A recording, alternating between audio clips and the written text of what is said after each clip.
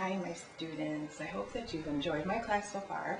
This is the last day of the class for alternative printing at Bad Girls, and I want to thank you so much because this is my first online class, and what a success it was. And it's due to you, and some of you have been showing me what you've been doing, and I'm so excited to see you putting the techniques into play and being able to use them in a way that that I've hopefully intended for you to use. And it's by no means the last end all of techniques. You can play and find out tons of different things you can do with your printer. Don't be afraid. And you know, the worst that can happen is you break your printer, which I've already gone through one printer by doing all this.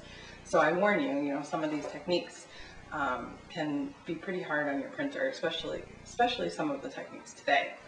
And that leads me to today's little class. And the first thing that we're going to show you for today is printing using sandpaper, or actually painting on cardstock.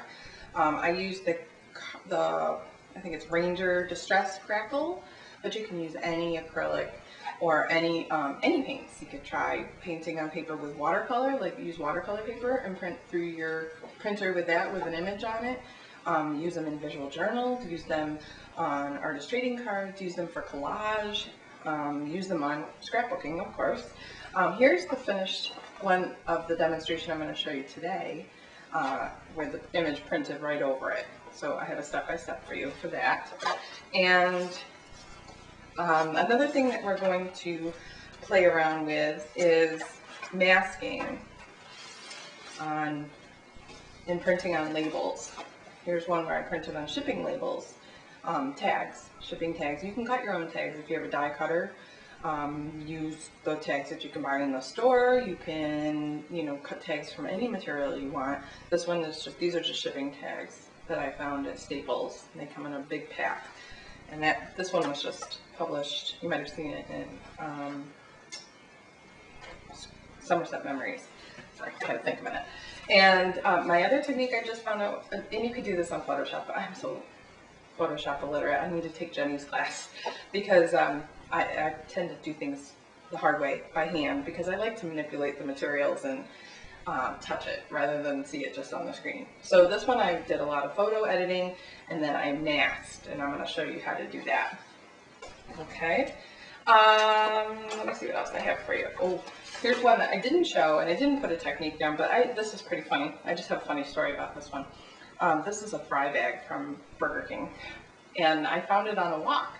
I was on a walk with my son in his stroller, and lo and behold, on the ground was this perfect fry bag. Not greasy, there was no, you know, markings on it other than the Burger King markings, and I thought, I'm going to print on that. So I picked it up, and I brought it home, and I printed my image on it, and made a page that says "Have it my way," because that's their logo, so their slogan, "Have it your way." So I thought that was pretty funny. So anything that you find like garbage on the street, you never know.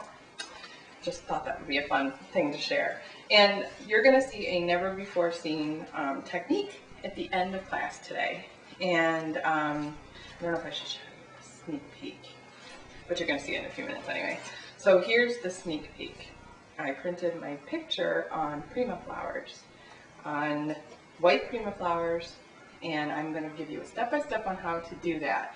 And I don't know, I just came up with this.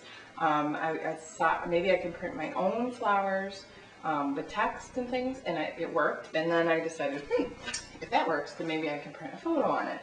So I'm going to walk you right through that, and you'll be able to play around with that. That huge thing of white Prima flowers that is new and out. Go right ahead and get some, and you could probably print on any flower, any of the paper flowers. If you like the print on it, you could print a picture right over it. That would be pretty cool. And it is a little tricky, but it's fun. So that is today's, and you're going to see a lot of techniques for that. The other thing I want to share with you is that after this class is over, and you have a month. There's a month that the board will be open, the form will be up, and you'll be able to share with us what you've been doing, and I hope you do, because I really want to be able to see and help you if you have any problems, give you feedback. have the other girls give you feedback, because that's what this is all about. And that's what's so special about having it at Bad Girls, because we have such positive, wonderful people that really encourage and give constructive criticism in a positive, wonderful way. So I hope you do share with us on that board, and you'll have access to it for a whole month, and then it'll come down. And I hope you join us on Reveal Night, because on Reveal Night this month, you're going to be offered another chance to take another one of my classes. And I'm going to offer a follow-up class to this.